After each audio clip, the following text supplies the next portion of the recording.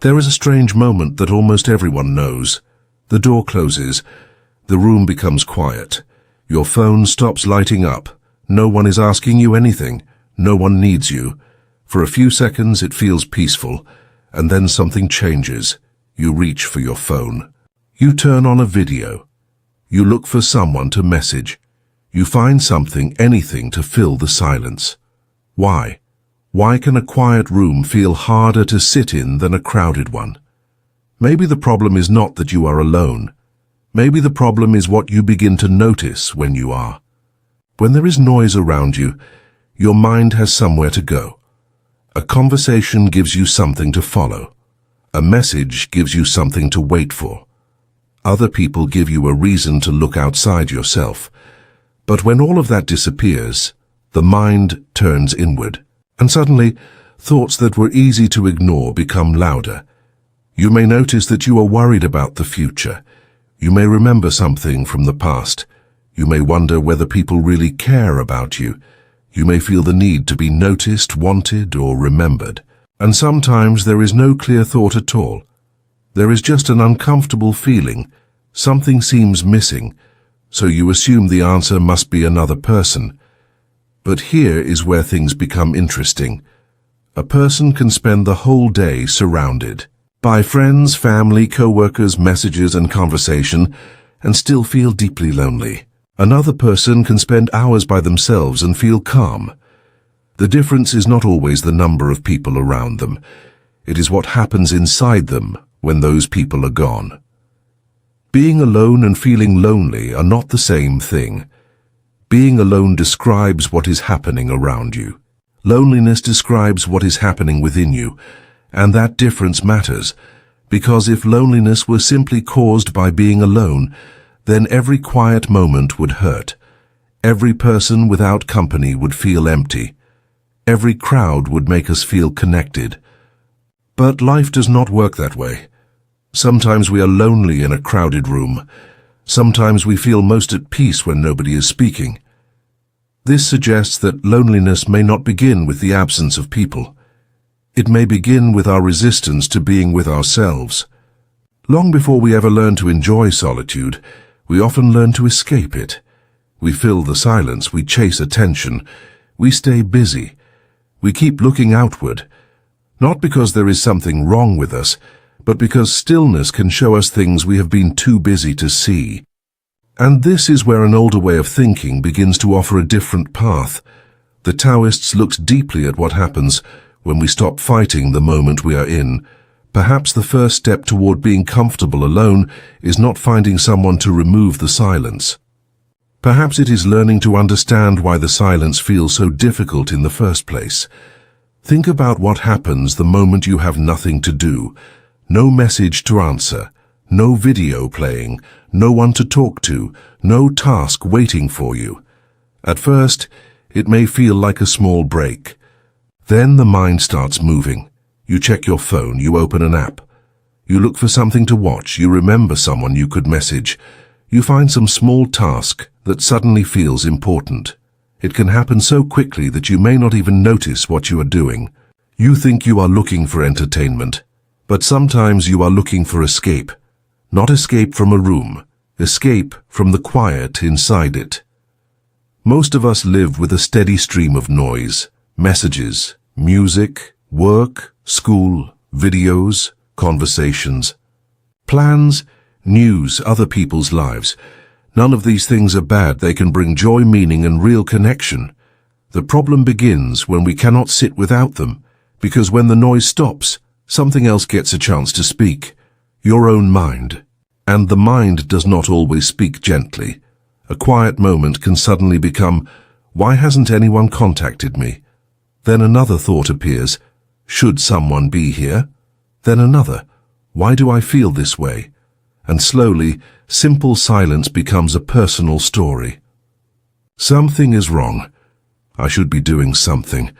I should be with someone. I should matter more. I should not feel lonely. Notice what happened. Nothing outside you changed. You are still in the same room. The same chair is beneath you. The same walls surround you. The same evening is passing. But your mind has changed the meaning of the moment. This is why being alone can feel so painful. It is not always the silence itself. It is the fight against the silence. We want the moment to be different from what it is. We want the feeling to disappear. We want someone to arrive and make the discomfort go away. And the harder we push against the feeling, the larger it can become. This is one of the quiet lessons found in Taoist thought. Life becomes harder when we keep fighting what is already here. The lonely feeling may be real, the desire for company may be real, but adding resistance can turn a passing feeling into a struggle. Solitude says, "This is what is happening right now." The mind answers, "This should not be happening." That small battle can create much of the pain. So maybe the first step is not to fill every empty moment. Maybe it is to stay still long enough to see what the mind is trying to escape.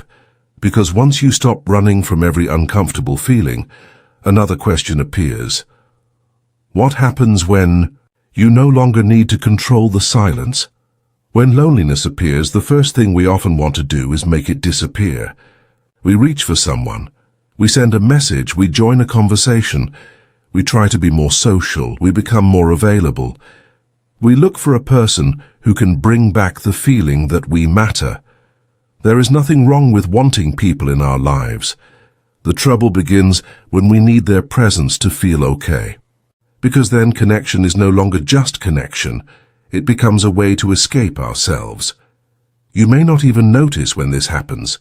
You simply feel uncomfortable. So you look outward, you wait for a reply, you check whether someone has seen your message. You wonder why they have not called, and while you wait, your peace sits in someone else's hands. One reply can lift your mood, one silence can change it. This is where an old Taoist idea becomes important. It is called Wu Wei. The words can sound strange, but the idea is simple. It means learning not to force life. It does not mean doing nothing.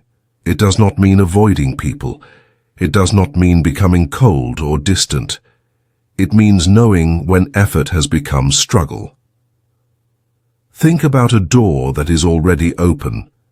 You do not need to push it harder. In the same way, some relationships grow naturally.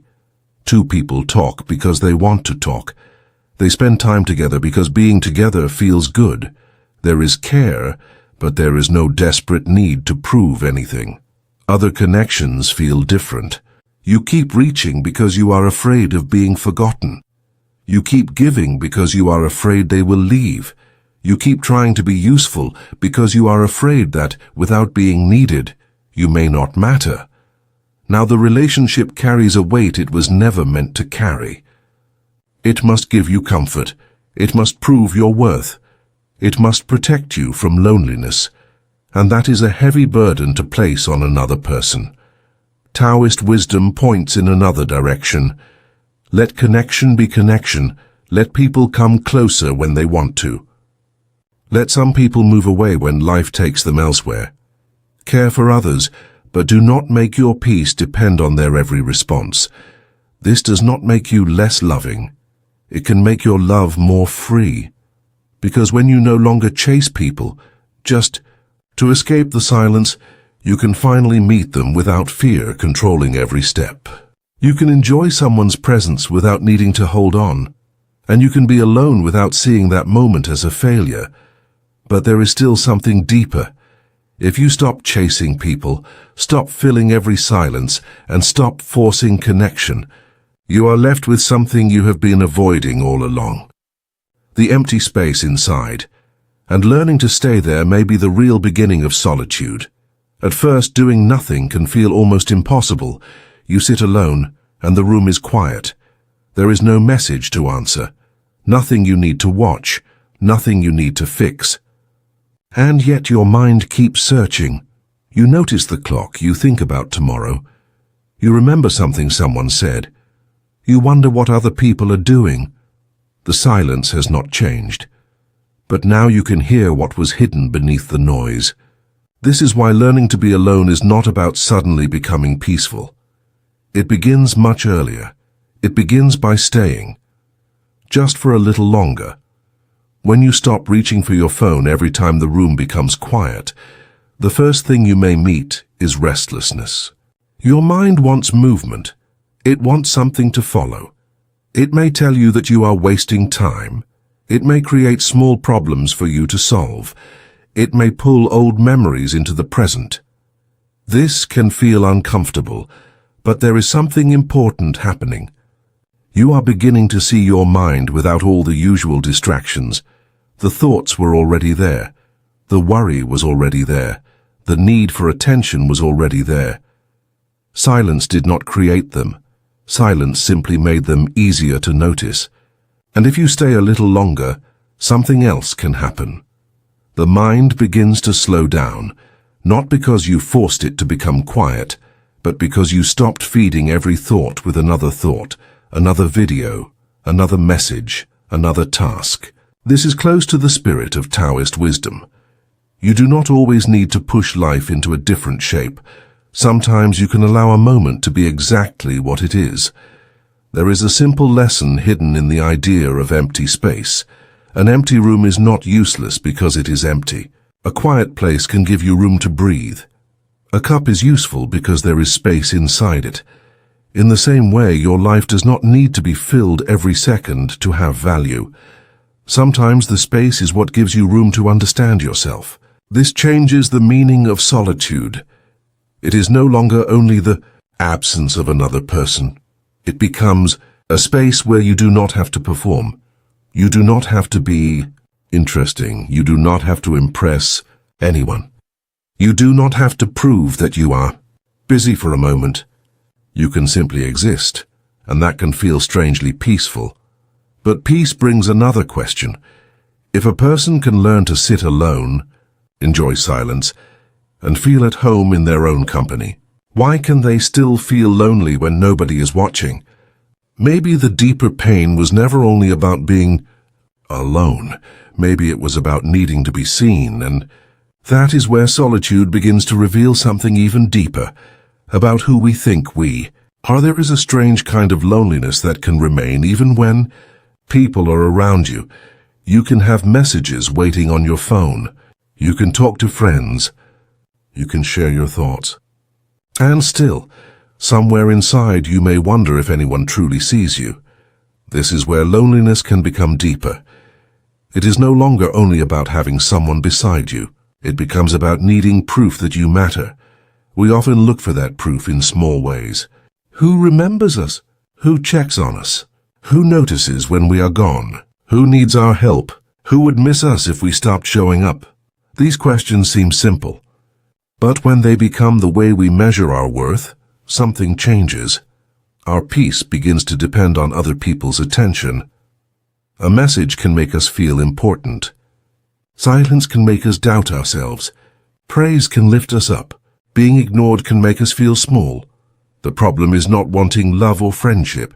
Those are deeply human needs. The problem begins when we ask other people to constantly tell us who we are. Then every relationship becomes a mirror.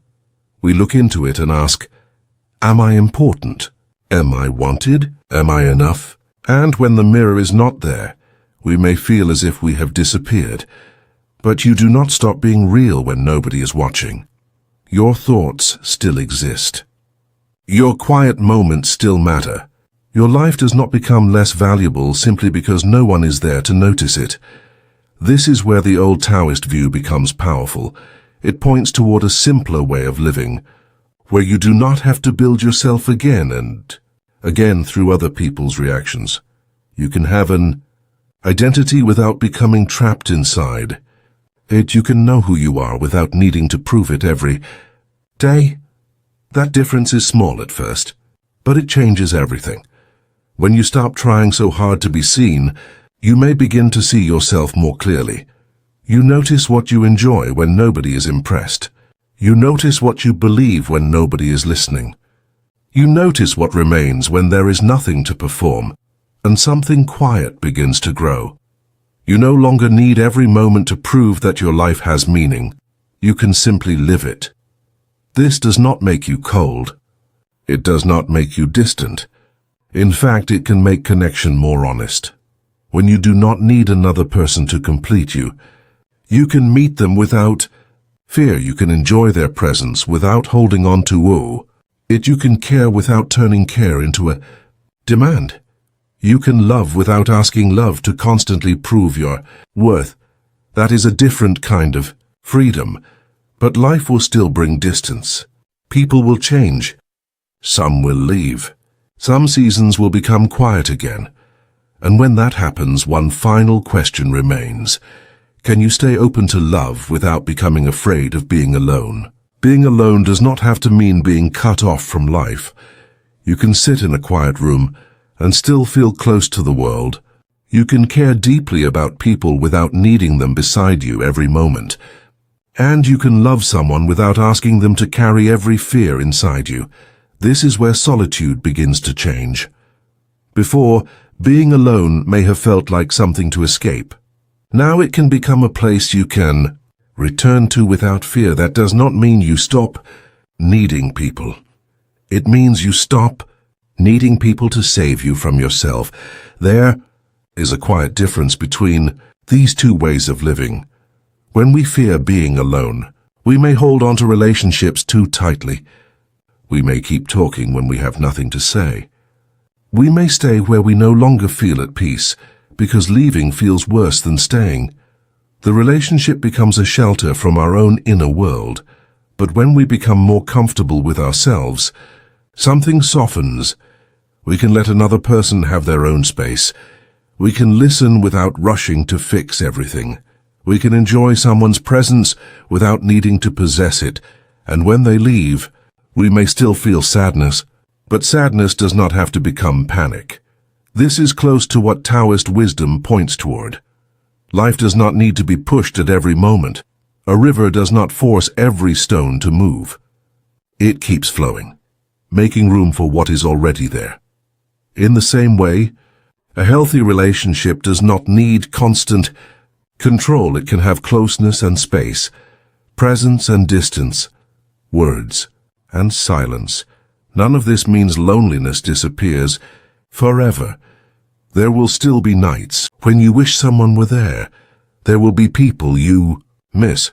There will be goodbyes you did not want. There will be moments when the heart feels the empty space left by someone you love. The goal is not to become so strong that you never feel lonely.